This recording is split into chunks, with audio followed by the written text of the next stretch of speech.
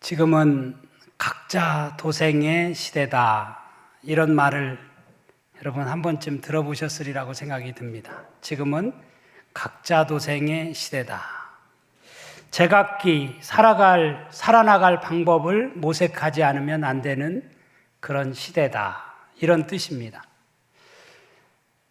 올해가 세월호 사건이 일어난 지 9주년이 지났습니다. 배 안에 갇혀있던, 배가 침몰하던 그 순간에 많은 학생들이, 어린 학생들이 침몰하는 배 속에서 누군가의 구조의 손길을 기다리는데 각자 제각각 살아나갈 방법을 모색하지 않으면 안 되는, 그래서 결국은 300명이 넘는 많은 아이들이 죽어간 것을 우리는 잊을 수가 없습니다. 지난해 이맘때 저 용산 이태원에서 일어난 참사, 이제 1주년이 다가오고 있습니다. 그 좁은 골목길에 수많은 사람들이 깔려서 아우성치고 있는 그 좁은 골목길에서 아우성치고 있는데 누군가가 도움의 손길을 펼쳐줘야 되는데 펼쳐주는 사람이 없습니다. 그래서 저마다 살아나갈 방법을 모색하다가 결국은 깔려서 수백 명이 죽음을 당하고 말았습니다. 그야말로 각자 도생의 시대예요. 과거 우리 어렸을 때에는 대가족 사회로 살았습니다. 대가족 사회에서 핵가족 사회로 어느샌가 우리 사회가 변화되었어요.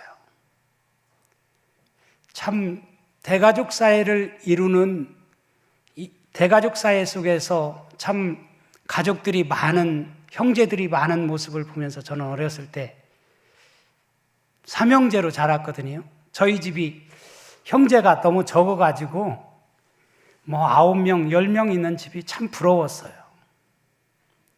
제 친구들이 부러웠어요. 그런데 어느새 핵가족 사회를 넘어서 지금은 핵개인 시대다, 이런 표현을 합니다. 핵개인 시대다. 핵가족도 아니고 핵개인 시대다. 개별적으로 각자가 이제는 살아남아야 하는, 살아가야 하는 그런 시대에 우리가 직면해 있습니다. 핵개인 시대입니다. 그러다 보니까 너나 할 것 없이 외롭습니다. 고독해요. 때로는 숨이 탁탁 막히는 것을 느낍니다. 창살 없는 감옥에 갇힌 것 같은 느낌을 받을 때도 있습니다. 그래서 어떤 사람들은 우울증을 호소합니다. 마음이 답답한데 어디 하소연할 데 없느냐라고 이야기를 합니다. 그렇기 때문에 이런 때 누군가 손잡아주는 사람이 절실히 필요합니다. 누군가가 내 마음 이해해 줄 사람이 필요합니다. 가족이 절실히 필요합니다. 이런 시대에 저는 농촌 공동체가 가족인가? 라는 질문을 해보고 있습니다. 저는 우리 농촌교회가 가족 공동체이기를 원합니다. 정말 힘들 때 손잡아주는 공동체가 되기를 원합니다. 답답할 때 무엇인가 자신의 답답함을 하소연할 수 있는 공동체가 되기를 원합니다. 그런데 과연 우리 교회가 그런 공동체인가? 라는 질문을 해봅니다. 전도서에 보면 이런 말씀이 나와요. 두 사람이 한 사람보다 나음은 그들이 수고함으로 좋은 상을 얻을 것임이라. 혹시 그들이 넘어지면 하나가 그 동물을 붙들어 일으키려니와 홀로 있어 넘어지고 붙들어 일으킬 자가 없는 자에게는 화가 있으리라. 또 두 사람이 함께 누우면 따뜻하거니와 한 사람이면 어찌 따뜻하랴. 한 사람이면 패하겠거니와 두 사람이면 맞설 수 있나니 세 겹줄은 쉽게 끊어지지 아니하느니라. 삼겹줄로 묶여지면, 세 겹줄로 묶여지면 누구도 끊어놓을 수가 없다는 것이죠. 왜 위드 페스타를 우리가 합니까? 2주 앞으로 위드 페스타가 다가왔어요. 이 위드 페스타란 우리 이웃과 함께 축제를 벌이는 행사입니다. 우리가 위드 페스타를 갖는 목적은 분명합니다. 이웃들로 하여금 교회가 여기 있음을 알게 하고 그들로 하여금 교회에 나와 예수 그리스도를 만나게 하기 위함인 줄로 믿습니다. 그런 의미에서 그냥 나오라고 하면 나오기가 서먹서먹하고 어려우니까 뭔가 거리를 만들어서 먹을거리를 만들고 또 볼거리를 만들고 뭔가 거리를 만들어서 그들로 하여금 이 자리에 나오도록 그렇게 하기 위해서 우리는 위드 페스타를 준비하고 있습니다. 바라기는 이 위드 페스타를 통해서 정말 아직까지 신앙생활을 하지 않는 우리 가족들이나 이웃 혹은 친구들이 이 자리에 나와 주님을 만나는 놀라운 역사가 일어날 수 있기를 간절히 바랍니다. 이번에 위드 페스타를 하면서 저희들이 초청장을 여러분들에게 지난번 나눠드렸습니다. 초청장을 여러분 받아서 이번에 초청할 분을 적으셨으리라고 생각이 드는데 그 초청장에 보면 요한일서 4장 12절 말씀을 새겨놓았습니다. 어느 때나 하나님을 본 사람이 없으되 만일 우리가 서로 사랑하면 하나님이 우리 안에 거하시고 그의 사랑이 우리 안에 온전히 이루어지느니라. 어느 때나 하나님을 본 사람이 없어요. 그렇지만 만일 우리가 서로 사랑한다고 한다면 농천교회 안에서 위드 페스타를 통해서 정말 사랑의 공동체를 이룬다고 한다면 하나님이 이곳에 우리 교회에 우리와 함께 거하신다는 것입니다. 그 하나님의 사랑이 우리 안에서 온전히 이루어지게 된다는 것입니다. 이런 놀라운 은혜와 사랑을 체험하는 복된 위드 페스타가 되어질 수 있기를 간절히 바랍니다. 오늘 저는 요한복음 1장의 말씀을 함께 나누려고 합니다.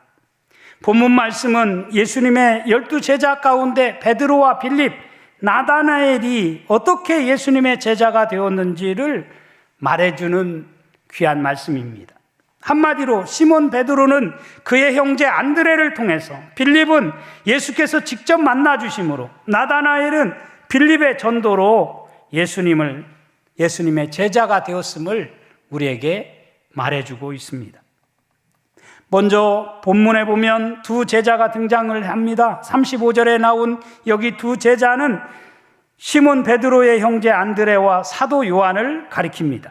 안드레와 요한은 지금까지 그들이 따랐던 스승인 세례 요한의 말을 듣고 예수님을 따르게 되었습니다. 그러니까 안드레와 요한을 전도한 사람은 세례 요한이라고 할 수 있겠죠. 그 두 제자가 자신을 따라 나선 것을 보시고 주님은 그들에게 물었습니다. What do you want? 무엇을 구하느냐? 무엇을 구하느냐라고 주님은 묻습니다. 이 말은 주님을 따르는 동기가 무엇이냐는 물음이었어요. 당시 어떤 사람들은 병 고치기 위해서 예수님을 따르는 사람들도 있었어요. 또 어떤 사람은 그 당시 먹을 것이 많지 않던 시대니까 예수님을 따르면 먹을 것을 주지 않을까 하는 그런 기대감으로 예수님을 따르는 사람들도 있었습니다. 또 어떤 사람은 예수께서 권력을 얻게 되면 높은 자리를 얻기 위해서 주님을 따른 사람들도 있었습니다. 이렇게 예수님을 따르는 동기가 다 제각각 다른 것을 볼 수가 있습니다. 그러면 여러분은 무엇 때문에 예수님을 따르느냐라고 오늘 우리에게 반문하고 있다고 생각을 합니다. 여러분 무엇 때문에 주님을 따릅니까? 병 고치기 위함입니까? 아니면 교회에 나오면 많은 이득을 얻을 것 같아서입니까? 명예를 얻기 위함입니까? 우리는 한 번쯤 나 자신을 향해서 내가 왜 주님을 따르는지 우리 자신을 향하여 한번 질문해 볼 필요가 있다고 생각합니다. 혹시 우리가 어떤 세상적인 목적 때문에 그 목적이 성취되거나 그것이 정말 이루어졌으면 좋겠다고 하는 간절한 열망을 가지고 주님을 따를 수 있다고 생각합니다. 그러나 그런 세상적인 어떤 이득을 위한, 어떤 목적을 위한 따름은 결국은 금방, 사실은 신앙이 금방 사그라들 수 있습니다. 예수님의 제자들을 보면 그것을 잘 알 수가 있어요. 저들은 3년 동안 생업과 가족을 버리고 주님을 따랐지만 결국 예수님께서 로마 병정들에 의해서 잡혀가서 십자가에 달려 죽는 모습을 보고 저들은 다 뿔뿔이 흩어지게 되었다라고 하는 사실을 예수님의 제자들의 모습을 통해서 우리는 알 수가 있습니다. 예수께서 돌이켜 그 따르는 것을 보시고 물어 이르시되 무엇을 구하느냐? 무엇을 구하느냐? 이르되 랍비여 어디 계시오니까? 이 말씀을 언뜻 들으면 동문서답처럼 느껴집니다. 그러나 이 두 제자의 질문에는 선생님 어디에 머무르고 계십니까? 저희들이 찾아가겠습니다 라는 뜻이라고 합니다. 그러니까 이 말은 저들이 무엇을 얻기 위해서가 아니라 주님과의 진지한 만남에 대해 관심이 있었다는 뜻입니다. 이런 저들에게 주님은 말씀하셔요. 예수께서 이르시되 와서 보라. 그러므로 그들이 가서 계신 데를 보고 그날 함께 거하니 때가 10시쯤 되었더라. 주님은 두 제자에게 세례 요한을 통해서 소개받은 두 제자에게 와서 보라고 말씀을 했습니다. 와서 봐, 와봐. 그러자 안드레와 요한은 예수님을 따라 예수님과 함께 머물렀습니다. 그때가 당시 시간으로는 유대력으로는 10시라고 기록되어 있죠. 우리 시간으로 한다면 오후 4시쯤 해가 뉘엿뉘엿 지고 있는 시간입니다. 아침 일찍이 아닌 이렇게 해가 뉘엿뉘엿 지는 시간에 두 제자는 부름을 받았다라고 하는 사실을 우리에게 말해주고 있습니다. 이렇게 해서 두 사람 안드레와 요한은 예수님을 따르게 되었습니다. 여러분, 오늘 말씀을 보면 그것으로 끝난 것이 아닙니다. 그들이 가서 또 다른 사람에게 자신들이 만난 예수를 전하고 있는 것을 우리는 보게 되죠. 41절에 보면 그가 먼저 자기의 형제 시몬을 찾아가 말하되 우리가 메시아를 만났다 하고, 여기 그가 먼저라고 하는 그는 바로 안드레를 가리키는 것입니다. 안드레가 먼저 그의 형제 시몬을 찾아가 전도했다는 말씀입니다.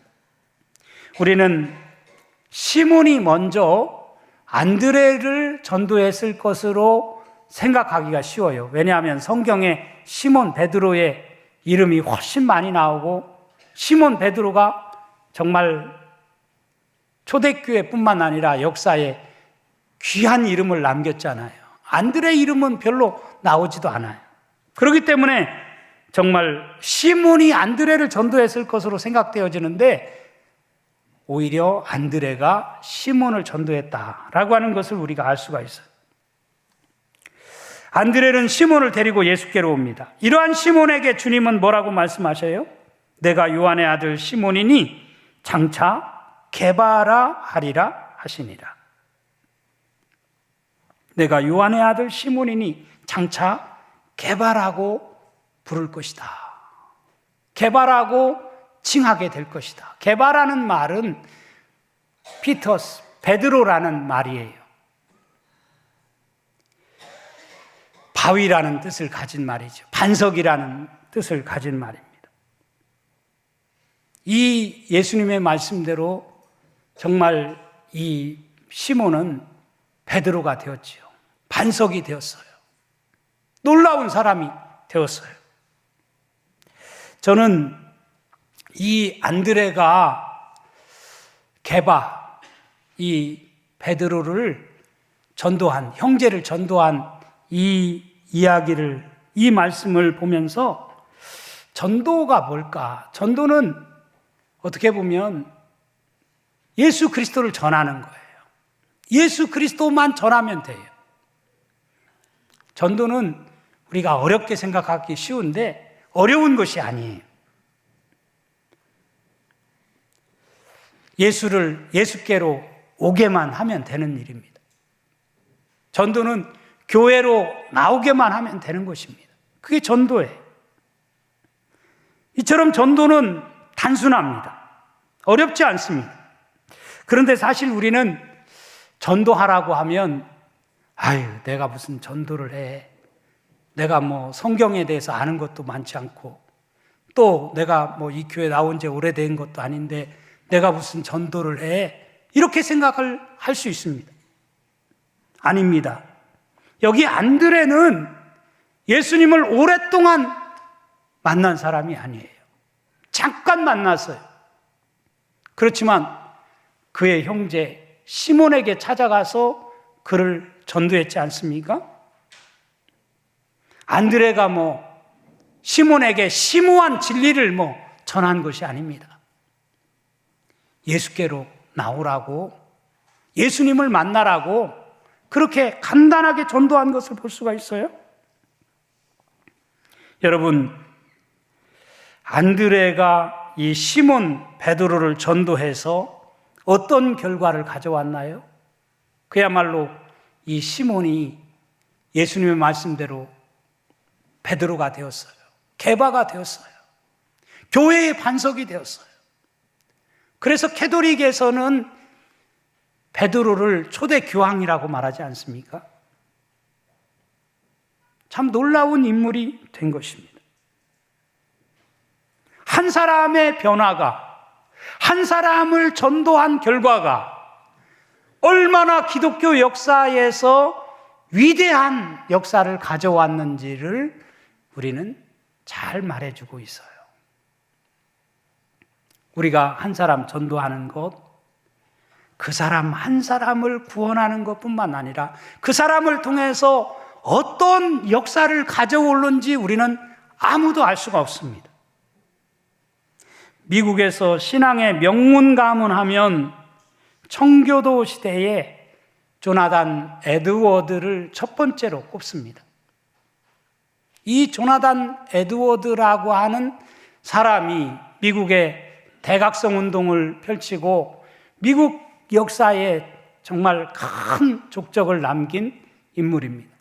그런데 이 조나단 에드워드 한 사람의 변화가 그 가문에 얼마나 놀라운 영향력을 끼쳤는가라고 하는 것은 그 후세들의 역사를 보면 참 잘 알 수가 있어요.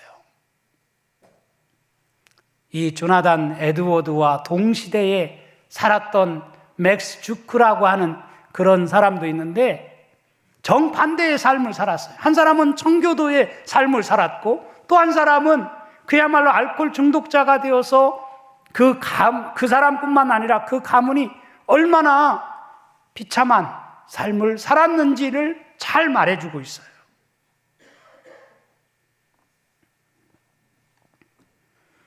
전도는 어떻게 보면 간단한 것이고 쉬운 것이지만 이 전도를 통해서 정말 내 주변에 있는 사람들을 예수 믿게 함으로 인해서 그 가문이 새로워지고 그를 통해서 이 역사에 남기는 놀라운 결과를 가져온다고 하는 것을 우리는 알 수가 있습니다.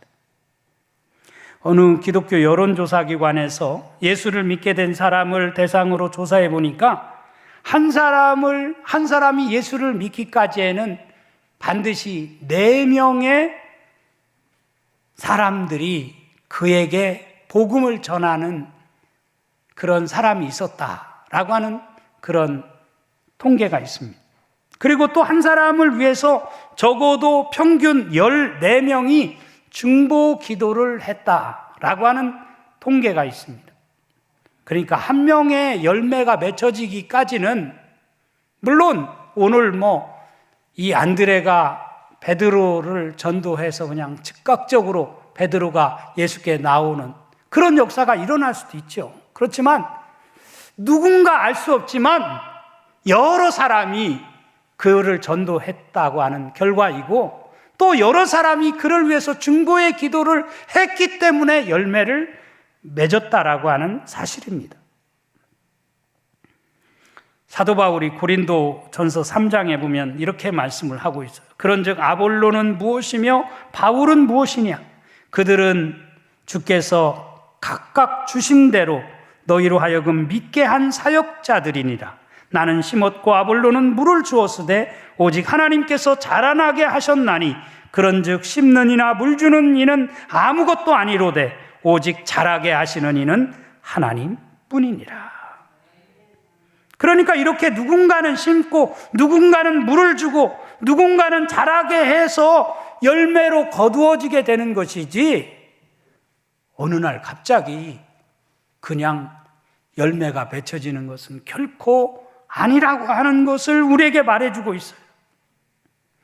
그러므로 여러분, 지금 당장 열매가 없다고 해서 실망하거나 낙심할 필요가 없어요.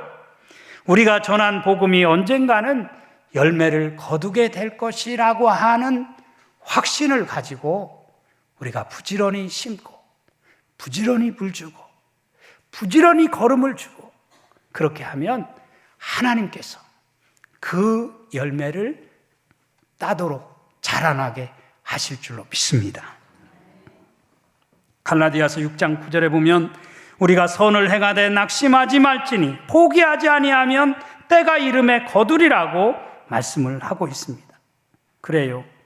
우리가 전도하면서 때로는 내가 왜 이렇게 열매가 없지? 내가 이렇게 노력하는데 왜 하나님 나에게 열매를 맺지 못하게 하나요? 우리가 포기할 수도 있고 낙심할 수도 있습니다. 하지만 우리는 이 말씀을 붙잡아야 돼요.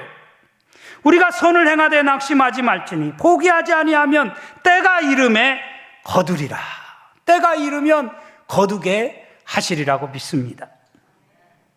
여기 45절 이하에 보면 또 빌립이 예수님을 만난 다음에 나다나엘을 찾아가서 복음을 전한 이야기가 기록되어 있습니다. 빌립이 나다나엘을 찾아 이르되 모세가 율법에 기록하였고 여러 선지자가 기록한 그 일을 우리가 만났으니 요셉의 아들 나사렛 예수니라. 빌립이 전한 복음은 한마디로 구약에 예언된 메시아가 바로 나사렛 예수, 나사렛 예수다.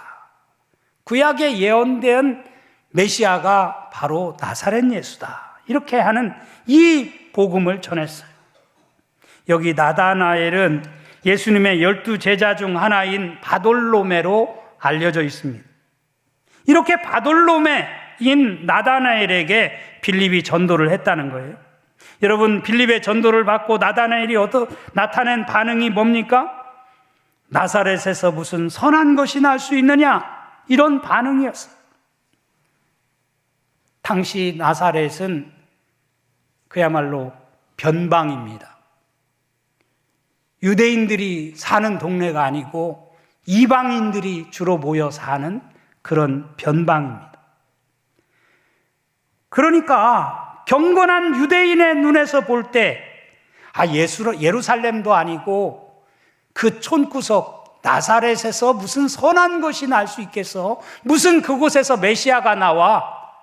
그 메시아가 나사렛 예수라고? 말도 안 돼. 나는 못 믿어. 이런 반응입니다. 여러분, 그런데 빌립은 어떻게 합니까? 그래, 너 못 믿으면 너만 손해지 뭐. 그렇게 말하지 않았어요. 오늘 본문에 보면 빌립은 끈질기게 말합니다. 와서 보라. 와서 봐. 와서 만나봐. 여러분, 우리도 이런 빌립처럼 끈질기게 복음을 전할 수 있는 우리 농천교회 모든 성도들이 될 수 있기를 간절히 바랍니다. 한두 번 말해보고 안 되니까 포기하고, 그래 뭐 각자 도생인데 뭐 네가 알아서 하는 거지, 네가 믿는 거지 뭐 내가 대신 믿어주냐? 그렇게 말하는 것이 아니라 우리는 가족이기 때문에 그들을 안타까운 마음을 가지고 그들을 초청해야 하는 것입니다. 정말 전도가 그 생명을 살리는 길이고 그를 위한 최선의 길이라고 믿는다면 한두 번 해보고 포기하는 우리가 되지 않고, 포기하지 아니하면 때가 이름에 거두게 할 것이다 라고 하는 주님의 말씀을 우리가 확실히 믿고 끝까지 그 영혼을 사랑하는 마음으로 내게 맡겨준 사명이 있다라고 하는 것을 확신하면서 그 영혼을 주께로 인도하는 일에 열심을 다할 수 있는 저와 여러분이 되어줄 수 있기를 주님의 이름으로 축원합니다. 고구마 전도가 있어요. 고구마가 잘 쪄졌는지 안 쪄졌는지 우리는 어떻게 합니까? 젓가락을 가지고 잘 쪄졌는지 찔러보면 알지요. 한번 찔러봤는데 안 쪄졌어. 그러면 좀 있다가 또 한번 찔러봅니다. 그런 것처럼 우리가 정말 전도하는데 고구마를 찔러보듯이 그 영혼을 향해서 계속해서 우리가 도전을 하고 그 영혼에게 계속해서 이야기를 하는 것입니다. 빌립은 나다나엘을 끝까지 포기하지 않았어요. 그래서 그가 예수님의 12 제자가 되도록 만들었다는 이야기입니다. 비록 상대방이 복음을 거부한다 할지라도 끝까지 포기하지 아니하고 그 영혼을 사랑하는 마음을 가지고 끝까지 매달렸을 때에 이 나다나엘이 예수님을 만나는 놀라운 역사가 일어나게 되었다라고 하는 것을 성경이 오늘 우리에게 증언해 주고 있습니다. 나다나엘이 예수께 오자 주님은 이렇게 말씀하셔요. 보라, 이는 참으로 이스라엘 사람이라 그 속에 간사한 것이 없도다. 우리 주님은 우리의 중심을 보십니다. 나다나엘이 이르되 어떻게 나를 아시나이까? 예수께서 대답하여 이르시되 빌립이 너를 부르기 전에 내가 무화과 나무 아래 있을 때에 보았노라. 여기 무화과 나무 아래 있을 때라고 하는 표현은 당시 경건한 유대인들이 대개 무화과 나무 아래서 율법서를 읽거나 혹은 기도하는 시간을 가졌다고 합니다. 그러니까 무화과 나무 아래서 내가 너를 봤다라고 하는 것은 그가 기도하는 모습을, 경건한 유대인으로 살아가는 모습을 주님은 다 보고 계셨다, 알고 계셨다라고 하는 것을 말씀해 주고 있는 것입니다. 그러자 나다나엘이 대답합니다. 랍비여, 당신은 하나님의 아들이시요 당신은 이스라엘의 임금이로소이다. 여러분, 놀라운 고백 아닙니까? 유대인으로서, 경건한 유대인으로서 나사렛에서 무슨 선한 것이 나와, 더군다나 나사렛에서 메시아가 나온다고? 말도 안 되는 소리 하지 마. 나한테 그런 얘기 하려면 나한테 가까이 하지 마 라고 말했던 이 나다나엘의 입에서 나와진 고백을 들어보십시오. 당신은 하나님의 아들이시요 당신은 이스라엘의 임금이로소이다. 하나님의 아들이라고 하는, 메시아라고 하는 것, 이스라엘의 왕이라고 하는 이 고백이 나다나엘의 입에서 나와지게 되었다. 오늘 성경이 우리에게 증언해 주고 있습니다. 이런 나다나엘에게 주님은 또 말씀하십니다. 예수께서 대답하여 이르시되 내가 너를 무화과 나무 아래서 보았다므로 믿느냐? 이보다 더 큰 일을 보리라. 또 이르시되 진실로 진실로 너희에게 이르노니 하늘이 열리고 하나님의 사자들이 인자 위에 오르락내리락 하는 것을 보리라 하시니라. 사랑하는 성도 여러분, 예수님을 진짜 만나면 이런 역사가 일어나게 될 줄로 믿습니다. 믿지 않던 나다나엘의 입에서 예수님이 누구인지, 그리고 이 나다나엘을 통해서 앞으로 어떤 것을 보고 어떤 것을 체험하며 살아가게 될 것인지를 주님이 우리에게 똑똑히 말씀해 주셨어요. 그런 의미에서 저는 우리가 해야 할 일은 믿지 않는 우리 주변의 친구들에게, 우리 이웃들에게, 형제에게 와서 보라고 초청해야 할 책임과 사명이 내게 있다고 믿어요. 내가 속단하는 것이 아닙니다. 내가 결정짓는 게 아니에요. 열매를 맺게 하시는 분은 하나님이셔요. 하나님께 모든 것을 맡기고 나는 와서 보라고, 이 위드 페스타를 통해서 우리 농촌교회 한번 와보라고 우리는 초청한 것 뿐입니다. 이번 위드 페스타를 통해서 정말 우리 주변에 있는 우리 가족들이 그동안 신앙을 중단한 소위 가나안 성도들이 다시금 예수 그리스도께로 나올 수 있는, 예수 그리스도를 만날 수 있는 그런 놀라운 역사가 일어날 수 있기를 간절히 바랍니다.